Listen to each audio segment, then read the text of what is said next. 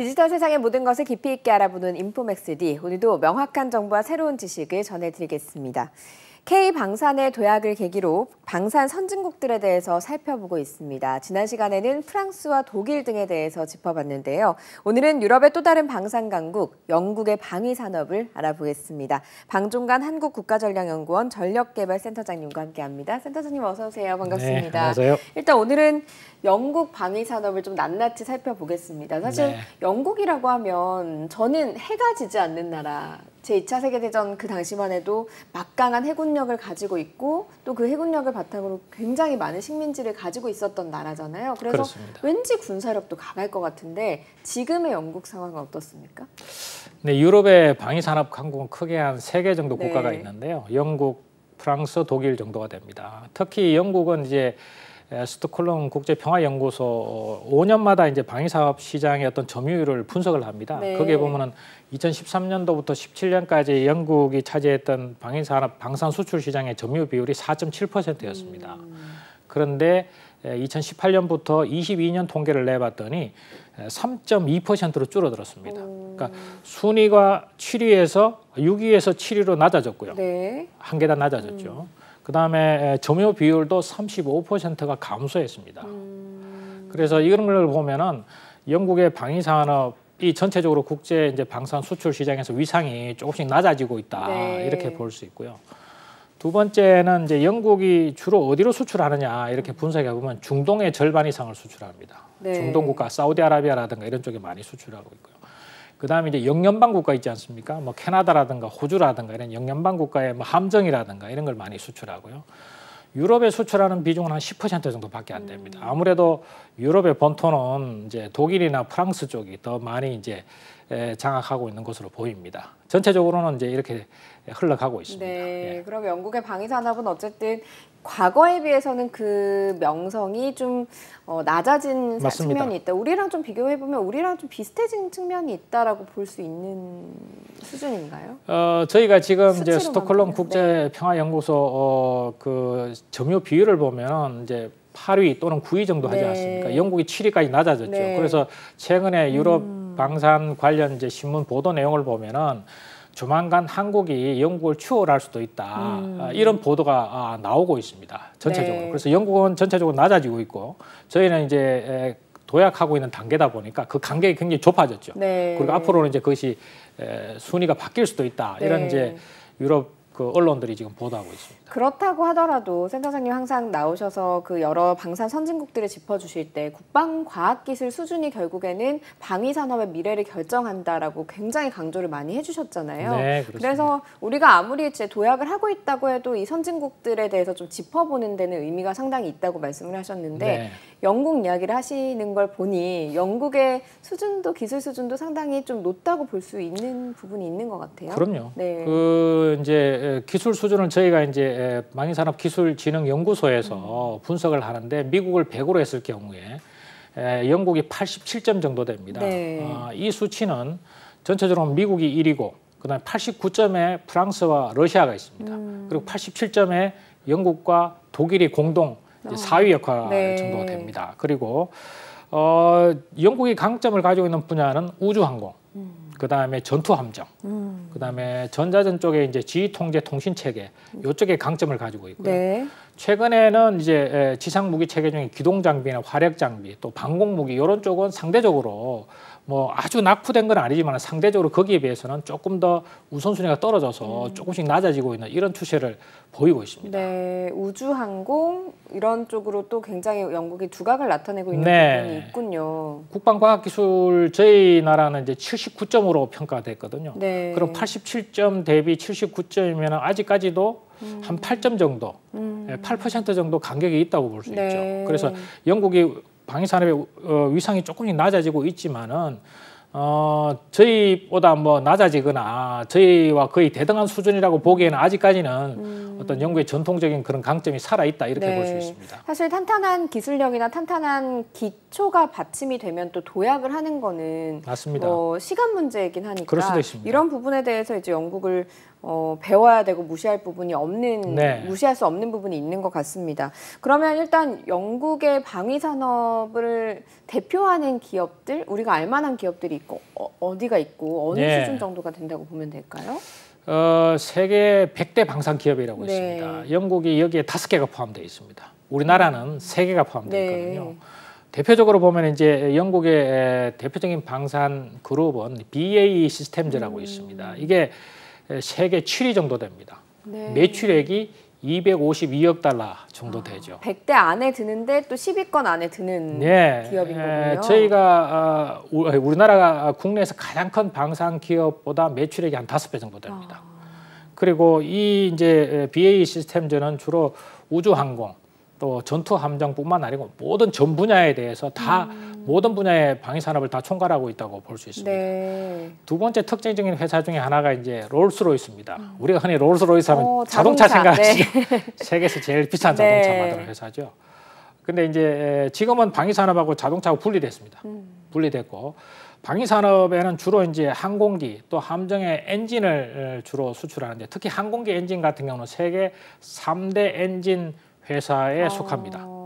점유 비율은 한 20%가 되고요. 네. 3대 항공기 엔진 회사라 하면 이제 제너럴 다이나믹스, 그다음에 휘렛 앤 피트니사, 그다음에 이제 롤스로이스 이렇게 네. 되는데요.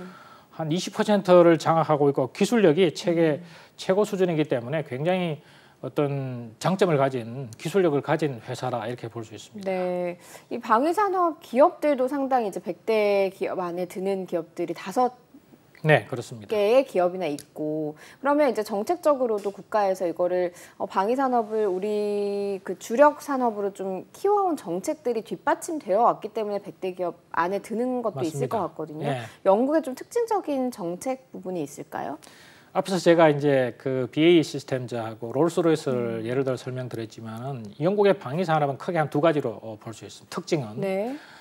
첫 번째 정책적 특징은 뭐냐면은 핵심 기술, 첨단 분야는 최대한 기술 우위를 추구한다는 겁니다. 그래서 국방 규격도 필요하면 민간 규격에 맞추고 또 국제 공동 개발 이런 것들을 활성화해서 최대한 우주항공이라는 핵심 분야는 기술적 우위를 최대한 추구한다. 이게 첫 번째 특징이고요. 네. 두 번째는 이제 공개 조달 원칙이 있습니다. 이거는 뭐냐면은 우주항공이나 첨단 분야가 아니면은 국내 기업과 국외 기업의 차별을 철폐하겠다. 뭐 외국에서 필요하다면 언제든지 경쟁으로 들어와라. 네. 그렇게 해서 이제 경쟁 입찰을 통해서 구매 위주로 하는 게 영국의 방위 산업의 특징입니다. 그러니까 네. 키울 거는 확실히 키우고 나머지 일반 분야는 뭐 외국이나 유럽이나 다른 나라들이 들어와서 경쟁 입찰을 통해서 우리 공정하게 해줄 테니까 구매를 하겠다. 이제 이런 특징을 가지고 있죠. 네. 그런데 그렇게 하다 보니까 이제 방위 산업 그 업체의 지분을 지난번에 제가 프랑스는 정부에서 상당 부분 네. 가지고 있다고 말씀드렸지 않습니까? 영국은 최대한 다 매각해버렸습니다. 아, 정부가 가지고 있지 지분 않고. 하나도 없습니다. 네. 심지어는 무기체계 정비하는 회사도 완전히 다 민영화시켜서 정부에서 지분이 하나도 없습니다. 네. 그래서 최근에 영국에서 약간 거기에 대해서 야 이거 조금 우리가 조금 잘못한 측면이 있다 이런 이제 반성의 이야기가 나오고 있습니다. 네. 뭐냐면 너무 많이 민영화시키다 보니까 또 외국에 개방하다 보니까 일반 지금 우크라이나 전쟁에서 나타나고 있는 뭐 전차라든가 장갑차, 화포, 자주포 이런 것들에 대해서 영국의 기술력을 안 가지고 있는 겁니다. 돌이켜 보니까. 네. 그래서 심지어는 BAE 시스템즈 같은 경우는 우리는 영국은 대구경 주포, 대구경 포신을 만들 수 있는 기술력을 이미 상실했다. 그러니까 대구경 포신이라는 게 뭐냐면 전차, 자주포에 들어가는 그 대구경 포신을 이야기합니다. 여기에 대해서 다 개방해놓고 경쟁 입찰로 하다 보니까 정작 기술력을 우리는 안 가지고 있다. 그러니까 이제 사실은 민영화한다라고 하는 장점은 말씀하신 대로 이제 최첨단 기술이나 이런 것들을 좀 도입하거나 가지는 데는 굉장히 좋지만 네. 좀 과거의 것들이라고 해야 될까요? 전통적인 방위 산업의 기술 같은 것들은 돈이 안 되다 보니까 그렇죠. 이게 큰 돈이 안 되다 보니까 민간 기업에서 키우지 않는 경향이 맞습니다. 있어서 이 기술을 잃었다라고 지금 평가가 나오고 바로 있거든요. 그겁니다. 예, 그래서 영국이 스스로 이제 방위산업 계통에 종사하는 일부 이제 관계자들 평이 영국이 민영화 때문에 방위산업 기반이 굉장히 많이 약해졌다 이런 네. 반성을 하고 있는 거죠. 네, 지금 영국에서는 그러다 보니까 이제 우크라이나 전쟁을 계기로 좀 각성한 부분들이 있는 것 같아요. 맞습니다. 분위기상으로. 그렇습니다. 그러면 지금 영국에서 개발하고 있는 그런 방위 기술이라고 해야 될까요? 그런 것들이 어떤 게 있고 네. 어떤 현황인지가 궁금하거든요. 우선은 이제 앞에서 제가 첨단 분야는 국제 공동 개발을 활성화한다고 제가 네. 말씀드렸지 않습니까? 그래서 지금 대표적인 게 6세대 전투기 개발 사업을 지금 영국, 이탈리아, 일본이 같이 하고 있습니다. 영국, 이탈리아, 일본. 네. 그래서 일본이 최근에 합류를 했고요. 작년 연말부터 합류를 했고 결국은 F-22보다 더 F-35, F-22보다 더 다음 세대의 네. 전투기를 개발하는 겁니다. 공동으로. 워낙 돈이 많이 드니까. 그런데 이 성능을 보면요. 참가하는 기업들이 이제 영국의 BAE 시스템즈 앞에서 제가 말씀드린 이탈리아의 레오나르드, 그다음에 일본의 미쓰비시 이런 회사들이 참여를 하는데 지금 5세대 전투기의 특징이 스텔스지 않습니까? 그 스텔스 기능을 극대화하고 또 인공지능 기술을 적용하는 걸로 돼 있고요. 또 뭐 극초음속 무기라든가 레이저 무기라든가 이런 부분을 장착하는 걸로 돼 있습니다. 지금 뭐 지금 전투기하고는 네. 차원이 다른 성능을 가지고 있죠. 근데 이제 좀 특징적인 게 보면은 내년도에 여기에 관련된 이제 합작 회사를 만든다고 돼 있습니다. 어디에 만드느냐? 영국에 만들기로 했습니다. 영국에 합작인데도 영국에. 그렇습니다. 네. 그러니까 영국, 이탈리아, 일본 합작 사업이지만 회사는 영국에 만든다. 네. 대신에 CEO는 일본인을 하기로 했습니다. 분배를 좀 했군요. 맞습니다. 네. 네, 뭐 기술력은 어차피 영국이 가지고 있으니까 네. 영국이 우선권이 있다. 단 이제 일본 정부가 계속 국민들한테 6세대 전투기 사업을 일본이 주도한다라는 계속 그런 이야기를 했거든요. 근데 일본이 거기에 참여는 하는데 지분이 없으면 안 되니까 그러면은 CEO는 일본을 CEO를 앉힐 수도 있다. 이제 이런 방향으로 흘러가고 네. 있습니다. 이게 6세대 전투기 사업 개발 완료 시점이 이제 2035년입니다. 예, 요게 이제 가장 큰 어떤 그 공동 개발 프로젝트의 대표적인 사례라고 할 수 있습니다. 영국이 전투기 기술력을 갖고 있다라고 말씀을 해주셨는데 영국이 섬나라다 보니까 사실은 그러니까 섬에 있다 보니까 공군력 그리고 네. 전투기 기술력까지도 상당히 앞선 기술을 가지고 있나 보죠. 그 2차 세계대전에 영화에 많이 나왔지만은 네. 독일이 영국을 공습을 하지 않습니까? 네. 뭐 공군 대전략 뭐 이런 네. 이제 영화에 보면은 독일 전투기들이 결국은 영국 상공에서 공중전에서 결국 패해서 영국 침공을 이제 포기하게 됩니다. 히틀러가. 그때 당시가 히틀러 대 맞습니다. 처칠의 시대. 네, 그다음에 제2차 세계대전에 네. 유명한 그 전투기 중에 하나가 머스탱입니다. 이 머스탱도 롤스로이스 엔진을 장착하고 있습니다. 그래서 영국은 특히 공군 전투기, 그다음에 공군 전투기 엔진 이 분야에 대해서는 뭐 둘째가라면 서러워할 정도의 그런 기술력을 가지고 있죠. 네. 그런데도 6세기 전투기를 혼자 개발하지 않고 공동 개발한다는 맞습니다. 것은 어쨌든 미국이 어쨌든 6세기 전투기를 준비를 하고 있으니 네. 거기에 좀 대항을 하려면 힘을 모아야 된다라고 하는 그런 위기의식이 좀 있다고 봐야 되는군요. 전투기가 과거에는 2차 세계대전 하나의 전투기 모델을 개발하는데 기간도 짧게 들고 돈도 그렇게 많이 안 들었습니다. 네. 이게 점점 돈도 많이 들고 기간이 이제 늘어나는 거죠. 그래서 미국이 6세대 전투기를 개발하고 있고요. 방금 말씀드린 영국, 이탈리아, 일본이 하나의 6세대 전투기를 네. 개발하고 또 하나가 이제 그 전투기를 개발한 그룹이 독일, 프랑스, 스웨덴 네. 요 국가들이 또 개발하고 있습니다. 힘을 합친 국가들이 좀 이렇게 대항을 하려고 꼼짝꼼짝하고 있는 거군요. 그렇습니다. 네. 이게 미국 외에는 그 6세대 전투기를 개발할 수 있는 국력과 경제력, 기술력을 가진 나라가 단독으로 개발하기에는 무리가 있는 거죠. 네. 돈도 돈이고 기술도 기술이고 맞습니다. 그래서 예. 머리를 맞대고 힘을 맞대고 돈도 맞대자라고 하는 그런 분위기인 것 같습니다. 예, 그렇습니다. 근데 앞서서 이제 말씀하신 대로 영국이랑 같이 준비하는 6세대 전투기 네. 사실은 영국과 이탈리아는 같은 유럽권이니까 협력을 할 수 있다라고 생각을 할 수 있는데 일본은 좀 멀잖아요. 근데 그렇습니다. 일본이 협력한 게 좀 특징이 있는 것 같아요. 맞습니다. 이제 일본이 고민을 했죠. 그래서 원래는 영국과 이탈리아가 먼저 하기로 했고 일본이 뒤늦게 합류한 겁니다. 여기서 이제 흥미로운 게 아니 일본이 과거에 2차 세계대전에 어떤 원죄가 있어서 무기를 개발했는데 이게 수출할 수 있는 거야라고 사실은 많은 분들이 생각을 하고 있거든요. 근데 최근에 이제 흐름이 일본도 무기를 수출하는 쪽으로 자국의 어떤 규정이나 이런 걸 바꾸고 있습니다. 예를 들면은 1967년도에는 무기 수출 3원칙이라 그래서 무기를 수출 안 하겠다고 선언한 거나 마찬가지였습니다. 네. 예를 들어서 공산주의 국가에는 수출 안 하겠다. 그다음에 유엔에서 수출 금지된 국가에 안 하겠다. 또 분쟁이 예상되거나 하고 있는 지역에는 안 하겠다. 그럼 안 하겠다는 거나 마찬가지예요. 그렇죠. 사실은. 네.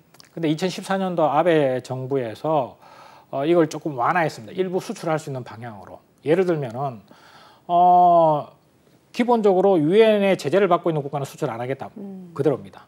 분쟁 지역도 수출 안 하겠다. 그대로입니다. 그런데 네. 분쟁이 예상되는 지역이라는 말은 빠졌습니다. 아, 분쟁 지역에만 안 하겠다. 지역에만 안 하겠다. 네. 예상되는 지역은 할 수도 있다는 거죠. 네. 그리고 또 하나 중요한 게 할 수 있는 경우를 두 가지를 명시를 했습니다. 뭐냐면은 국제 평화에 공헌하는 경우, 일본의 안보에 기여하는 경우, 이거는 수출하겠다 이렇게 됐습니다. 그럼 뭐 수출하겠다나 굉장히 자의적인 해석이 가능한 포인트네요. 그 부분은.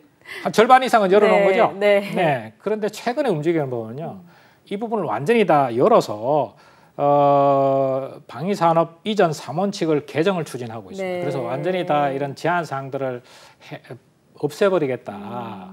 이런 언론 보도들이 나오고 있습니다. 네. 그래서 2035년쯤에 이제 이게 개발이 되면은 제3국에 수출할 때 일본의 어떤 그런 규정 때문에 제3국 수출이 안 되거나 이런 일은 없을 것 같습니다. 제가 일본도 판단하기에는. 상당히 이제 그 전범 국가라는 어떻게 보면은 그런 분위기 때문에 네. 사실은 못하던 것들을 슬슬 개정을 해서 이 네. 풀리는 쪽으로 가는 걸 보면 일본 내 분위기도 상당히 바뀌고 있는가 봐요. 그렇게 하면서 영국과 협력도 하고 이렇게 되는 건가 봐요. 그렇습니다.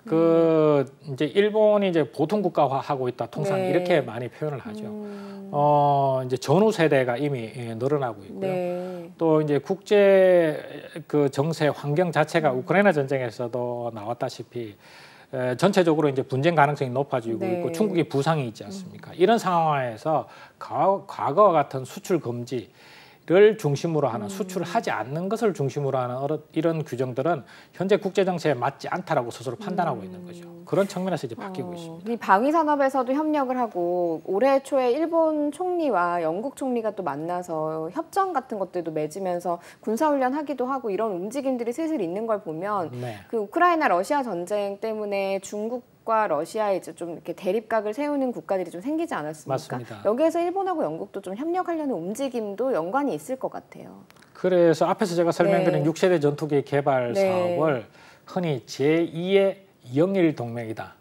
영국과 일본의 동맹이다. 이렇게 표현하고 있습니다. 네. 아시다시피 이제 러시아가 부상하고 있을 때 그 러시아를 남진을 막기 위해서 러일 전쟁 당시에 영국이 전함을 건조해서 물론 이제 구매를 했지만 일본에게 제공했지 않습니까? 네. 그게 결국 러일 전쟁에서 일본이 승리하는 발판이 됐거든요.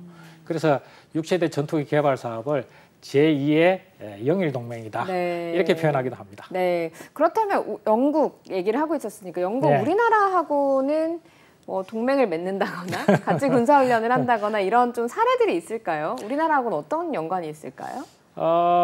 긴밀하지는 않았죠. 그동안에 1993년도부터 이제 영국과 우리나라 간에 이제 방산군수 공동위원회를 운영을 했습니다. 이 이야기는 뭐냐면은 방위산업이나 군수 분야에 서로 협력할 분야를 찾아보고 논의를 네. 하자. 그래서 매년 이제 이런 회의를 해왔습니다. 그게 첫 번째 이제 협력의 시발이었고요.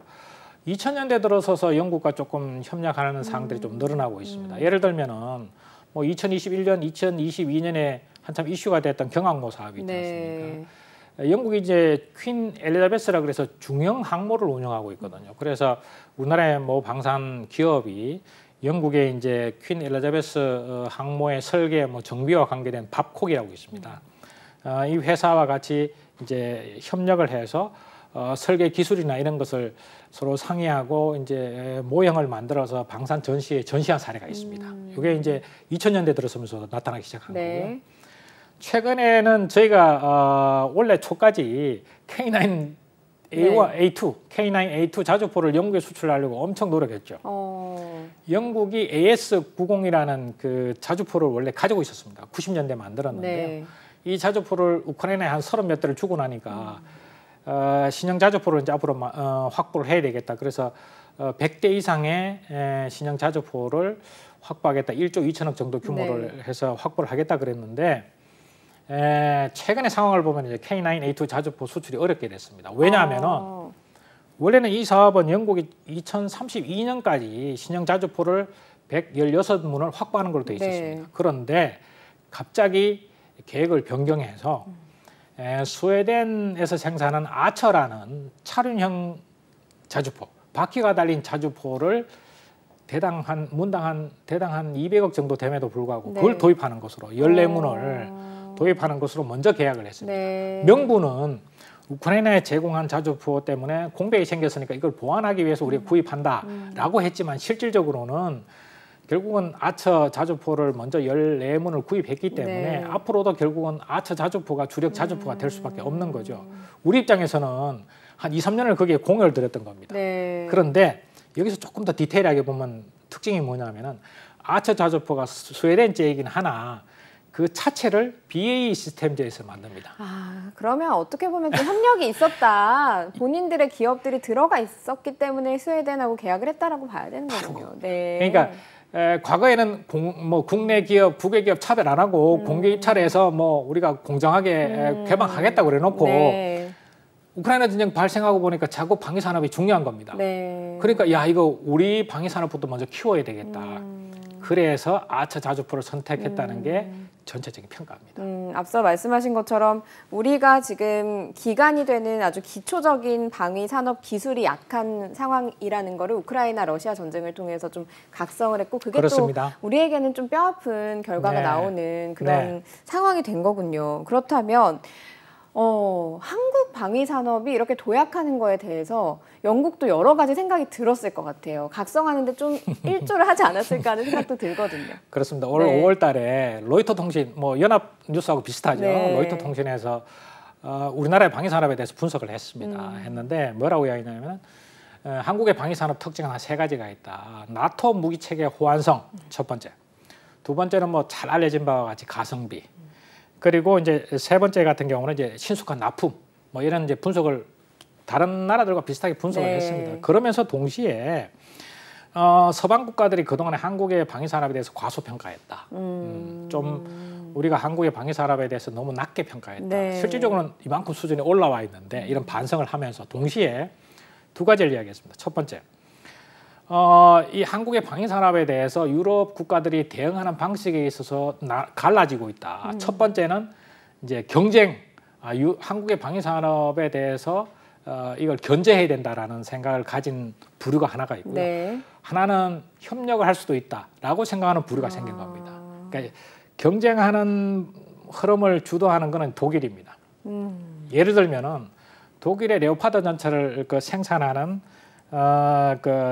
크라우프 마파이 베르그만이라는 KMW라는 이제 알파벳으로 표시가 되는데 네. 이 회사가 CEO가 뭐라고 이야기했냐면은 한국의 K2 전차가 유럽에 진출하면은 유럽 방위 산업이 F-35 때문에 코너에 몰린 상황이 재현될 수 있다. 네. 그래서 유럽 국가들은 독일과 프랑스가 개발하고 있는 차세대 전차, 이 차세대 전차를 중심으로 단결해야 된다고 얘기했습니다. 이해하시겠죠? 네. 그러니까 단결이라는 메시지가 나오는 그렇습니다. 유럽 국가들이 단결해야 된다는 겁니다. 그렇게 보면 이제 네. 우리나라의 방위 산업을 견제하는 거죠. 또 하나의 흐름은 에어버스 CEO가 이렇게 이야기했습니다. 우리나라 카이가 이제 능력이 많이 향상됐기 때문에 네. 필요하면 카이에서 생산한 부품을 우리가 구입할 수도 있다. 그걸 확대하겠다. 그러면서 동시에 FA-50 경공격기를 카이와 같이 공동으로 유럽에 진출하자 이렇게 이야기를 했습니다. 제안을 한 거죠. 협력하자는 거네요. 협력하자. 그거는. 네. 그래서 이제 로이터 통신이 분석한 거는 뭐냐면은 이게 한국의 방위 산업이 급격히 성장해서 도약하고 있는데 네. 이걸 어떻게 대응할 것인가에 관해서도 유럽 국가들 사이에서 의견이 갈리고 있다. 이렇게 분석을 했습니다. 네. 그렇다면 우리는 이 영국이라는 나라와 어떻게 보면 경쟁도 해야 되고 그들도 우리를 경계를 하면서 동시에 이제 협력을 할 것 같은데 예. 영국은 앞서 쭉 듣다 보니까 협력을 좀 잘하는 국가인 것 같기는 합니다. 네. 본인들이 지금 기술이 부족하다는 부분을 네. 우리에게서도 메울 수 있지 않을까 하는 생각이 들기도 하거든요. 우리는 좀 어떤 전략을 가지고 영국을 대해야 되겠습니까? 투트랙이죠. 네. 결론적으로 말씀드리면은 일단 영국은 분명히 우주항공이라든가 또 뭐 함정이라든가 이런 분야에 분명히 강점을 가지고 있습니다. 네. 그런 부분에 대해서는 저희가 기술 협력을 해야 되죠. 같이 협력을 해야 되는 것이고요. 시장을 개방한 분야 있지 않습니까? 그런 분야에 대해서는 우리가 과감하게 이제 적극적으로 진출을 해야 되겠죠. 지난번에 앞에서 설명드린 이제 영국의 자주포 교체 사업 같은 경우도 그래서 하나 에어로스페이스가 이제 K9A2를 진출하면서 현지에 합작 법인이 있었습니다. 록히드 마틴 UK라 그래서 영국에 설립한 록히드 마틴의 합작 회사가 있거든요. 네. 그런 회사를 포함해서 몇 개 회사로 팀 썬더라는 K9A2 자주포를 수출하기 위한 일종의 컨소시엄을 네. 만들었거든요. 네. 그런 것처럼 영국에 진출하기 위해서 과감하게 도전을 해야 되는 겁니다. 그러니까 한쪽은 협력하고 한쪽은 경쟁하고 이런 네. 이제 투트랙 전략으로 가야 되는 거죠. 또 하나의 말씀드리고 싶은 것은 지금 최근에 이제 뉴스 나온 거에 보면은 이제 영국 방산기업, 프랑스 방산기업, 독일 방산기업들이 우크라이나에 지금 현지 생산 공장을 설립하기 위해서 노력하고 네. 있습니다. 이거는 뭐냐면은 우크라이나를 거점으로 동유럽의 기존의 자기네들 기득권을 지키겠다는 의도가 다분합니다. 근데 우리나라 입장에서는 동유럽의 방위산업 거점을 확대하면서 소유럽으로 진출해야 네. 이제 정말 본 무대로 진출하는 거지 않습니까? 그러면 결국은 동유럽 지역에서 우크라이나 전쟁과 동시에 또 그 직후에 우리나라 방위산업과 서유럽 방위산업 기업들 간의 경쟁이 네. 본격화될 수밖에 없습니다. 지금은 좀 급한 상황이니까 동유럽에서 우리 것을 빨리 납품할 수 있는 우리 것을 선택을 하지만 영국과 프랑스, 독일 같은 나라들도 좀 경계심을 가지고 임하게 되면 경쟁이 본격화될 거다라는 말씀이시죠. 그렇죠. 그래서 지금 이제 주목받고 있는 폴란드 2차 이행 계약, 그다음에 최근에 또 가능성이 점쳐지고 있는 루마니아 네. 방위산업 진출, 이 분야에서 반드시 저희가 성과를 내야 네. 교두보를 넓혀가면서 그걸 발판으로 서유럽으로 진출할 수 있는 거죠. 그래서 지금 현재 국면이 늘 말씀드리지만 한 2, 3년간 동유럽에서 어떤 결과가 나오느냐에 따라서 굉장히 한국의 방위산업의 미래가 좌우될 수 있다 이런 말씀을 드리고 싶습니다. 결국에는 영국과의 협력, 영국과의 뭐 경쟁 관계 그리고 뭐 거기에 진출하는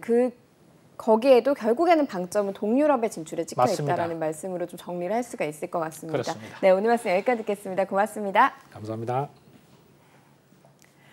네, 인포맥스D 벌써 마쳐야 될 시간이 됐습니다. 영상을 보신 후에 궁금하신 점이나 개선해야 될 점이 있다면 유튜브 연합뉴스 경제TV 채널을 통해서 댓글을 달아주시면 더 좋은 방송으로 찾아뵙겠습니다. 고맙습니다.